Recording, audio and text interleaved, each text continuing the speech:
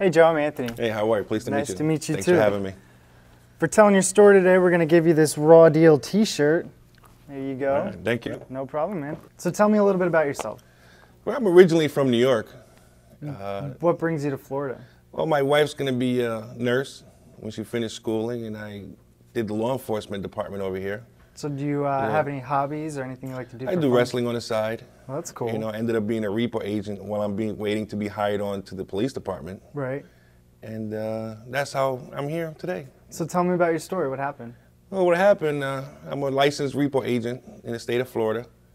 I went to go pick up a car every day, usually the same routine, day in and day out. Well, this deadbeat person turns out to be a law enforcement officer. So you're trying to get into law enforcement, and now you run into a law enforcement agent. You know, and hey, you know, it happens to the best of us. Right. You know, but this particular officer took it to another level now. Now, why was her car being repossessed in the first place? Do you know? It was for non-payment. So she, you know, once you don't pay your bills. She wasn't paying her bill. Her car should have been repossessed. There was no reason why she should get any special treatment, right? Correct. So what happened with her? So I'm driving past her neighborhood, you know, somewhere here in Central Florida.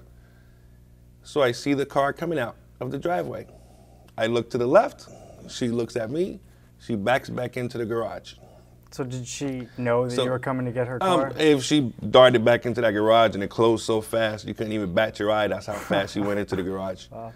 You know, but it's something that happens every day. Now, mind you, I didn't know she was law enforcement. So you just thought it was another regular person trying to avoid you. Exactly. What else is new? You know, exactly it happens. So I just made the U-turn, you know, parked on the side of her house, went to knock on the door. Now I have Godzilla just coming at me, get off my property, da-da-da-da, this and that and the other thing, and I'm like 6'7". Right, you're just trying to do your job too. Exactly, so she's like 5'6", you know, so she's like yelling at my nipple, you know. So I try to be as patriotic as I can to anybody. It doesn't matter what the house look like, what type of car it is. You know, I treat everybody the same. She comes up, she says, "I'm a cop, get the hell." Now she's coming at me now. She says, "I don't care how big you are." Now I'm, you're a gentle the big right. Joe guy is getting, oh my God, she's gonna kill me or tase me or something to this effect. So I get on the phone with the office, they hear her bickering and yelling. So I said, she says she's in law enforcement. So I said, if you're in law enforcement, why are you acting this way? Yeah, you know, yeah. So he says, well, call the cops. Let's find out if she is a law enforcement officer. Now, is that typical procedure when something like this would happen? Well, it could be with anybody, you know, but she was just being so hard at it, you know, because once an officer says, I'm an officer or a cop, a deputy, or any type of, you have any ID? Right. You know, my mother could say I'm a cop and she's not, you know. Even my brother up in New York, you know. Yeah, exactly. So she just refused. So we said, okay, well, let's see. So you called the cops? Yeah, we called law enforcement. Apparently she said she's calling law enforcement. So the real, to me at the time, the real police department comes. You know, at that time, I'm next to my truck, just waiting patiently. He comes talking to me. I explain to him everything by detail. I show him the documentation. I show him my license. I have the right to be here. Of course, absolutely. You know? So then he says, well, give me a minute. Let me go see what her problem is. So he goes, a few minutes later, comes out. He says, yeah, she's a police officer. But what does that matter if she's a cop or not? She still owes money on the car. Exactly. But this officer that came, he was very nice, very apologetic for her. Oh, really? Yeah, he was like, you know, law enforcement, you know, we're not this way. Don't let her actions base on us. Okay. Every officer is not the same. And I agree, and I understand 150%. So what happened after? So he says, well, she's not going to give up the car. You know, you have to try to come another day. Stay away from her. We exchanged telephone numbers. Okay. He says, don't bother her. Don't come here. She's just being nasty. Yeah. You know, typical BI. So I call the office. We're not getting a car. Blasey, blasey. And what happened then? I left. So she got away with that day. I said, thank you, officer. Thank you. Have a good day. And never seen her again.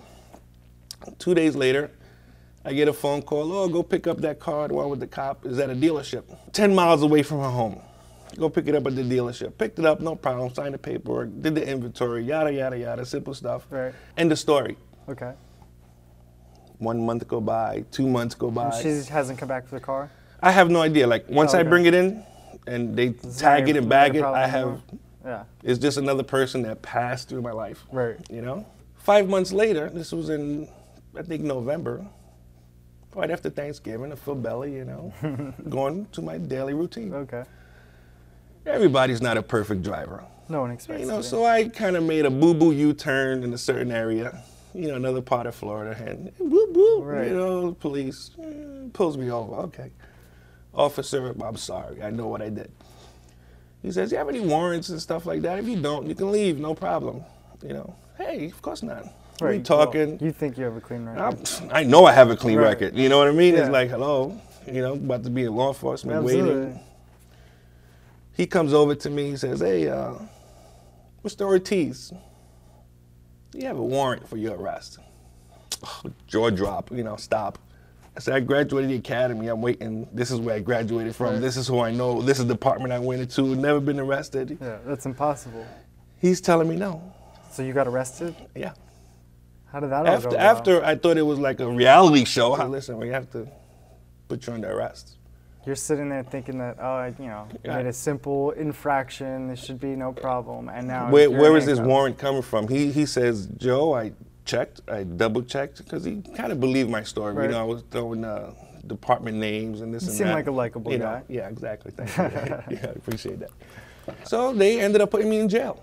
For how long? I was in there for 2 days. 2 days, and did you get bailed out? Yeah, my wife. My poor wife, at 4 o'clock in the morning. And the company didn't come bail me out. Nobody from the company came to bail me out, but they were aware. They did come to pick up their tow truck. Oh, they just didn't care about you. Which is maybe 2 miles from the courthouse and the jail where I'm supposed to be bailed out at. So your employer basically left you stranded? Yeah. Wow. You know, I don't know if he knew what was going on.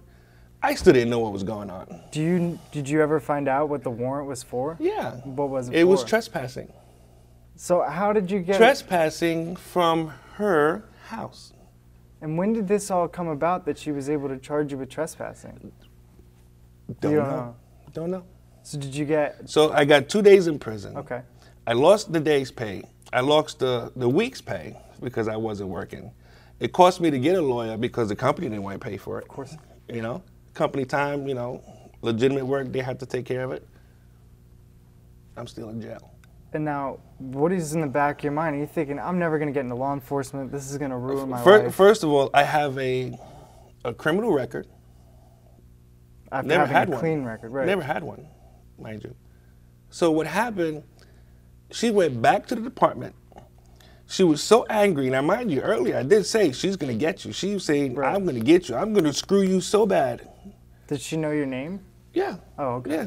She knew my name because the officer came, had to get all my information. Oh, they did. They took you know, one officer to another officer. Hey, what's his name? Yeah. They're going to get it. She went down there and stated, I want him trespassed. As a repo agent, don't you have the right to approach someone's door and knock on their door? Sure you do. I mean, you didn't go in the house. I didn't climb over no fence. I didn't knock down no door. I didn't Slim Jim no vehicle. You basically did what any other salesperson or Girl Scout would do and knock on a door. Got some cookies? Yeah, they gave me cookies, all right. And then you got slapped with a set of cuffs, and it ruined your clean record. It pretty much ruined my clean record.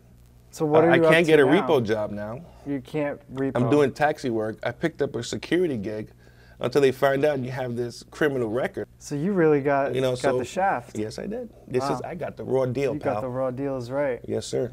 Well, Joe, we appreciate you telling us your story. Listen, thank you very much for hearing. No problem. And now it's your turn. Go to myrawdeal.com now and vote for which story you think got the rawest deal.